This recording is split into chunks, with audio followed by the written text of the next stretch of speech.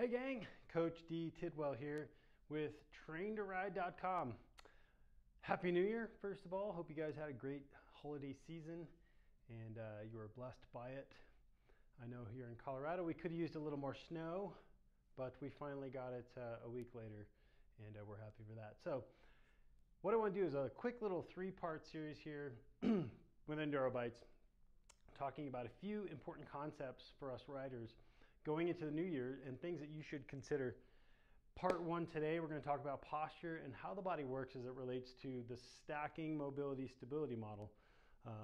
If we look at our perfectly drawn skeleton here, kidding, the body essentially is a stacking mechanism of mobile segments connected by stable joints, if you will.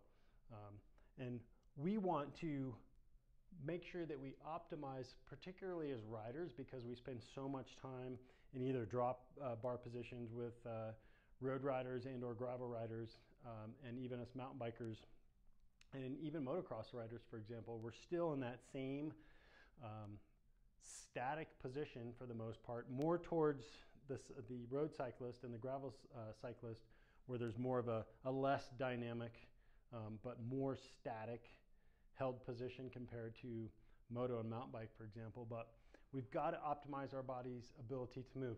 And what I say is we want to create the best athletes who happen to ride. And all that means is that you can do anything and everything you want to do better all the time, including riding, because your body is more efficient at moving, okay? So we have to combat the static postural positions that cycling and moto, for example, provides from a dysfunctional standpoint. So one of the ways we do that is by addressing the mobile segments and making sure that we still maintain mobility in these segments, because they're hugely important. And we'll just start from the feet and work our way up to the top, okay? So we all know that red will denote mobility, by the way, and we'll go blue with stability, that our ankles can move a lot, right? So we basically call the ankle a mobile joint because it has so much mobility and so much movement. Okay, so if we go to the one above that, that's the knee. We call that a stable segment. Yes, the knee has the ability to rotate in and out, internally rotate, externally rotate, etc. But for the most part, its main job is to stabilize the leg, okay, between the hip and the foot, all right, but with mostly extension and flexion, okay. As we move up the chain, what's next? You should start to see a theme here, and that is the hip. And the hip is a mobile segment. Huge mobile segment and super important for all athletes, no matter who you are and what you play. More particularly, we have to make sure that that hip is mobile as it can be. Next would be the thorax, okay, or the rib cage has to be able to, excuse me, I skipped one. Look at this.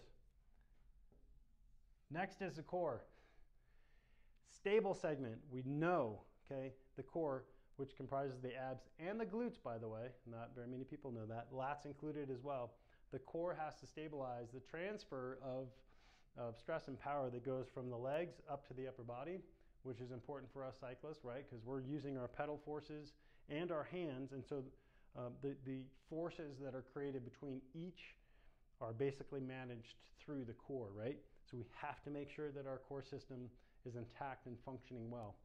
Okay, back to the aforementioned thorax. The thorax has to be able to move well, okay? It's made to move. People think of the thorax as mostly the spine with the rib cage attached to it, but you have to know that each of those ribs, like a rib that comes in and attaches to a vertebrae, basically does something like this.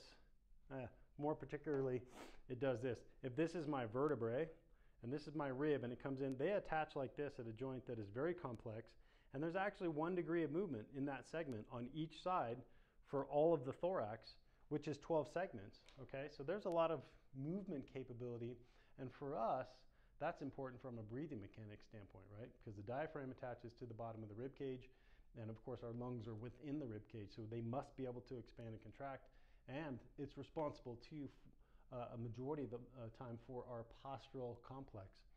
So from the mobility of the thorax, we go to the stability of the scapular girdle, right? So the scapula is the thing that actually majorly contributes to the function and dysfunction, or the movement or the not movement of our arm, okay? So your scapula has to move really, really well in order for you not to have rotator cuff issues, for example, or elbow or wrist issues, which are really important for mountain bikers in particular and moto athletes, because that's what can contribute, for example, majorly to arm pump, okay, and arm fatigue.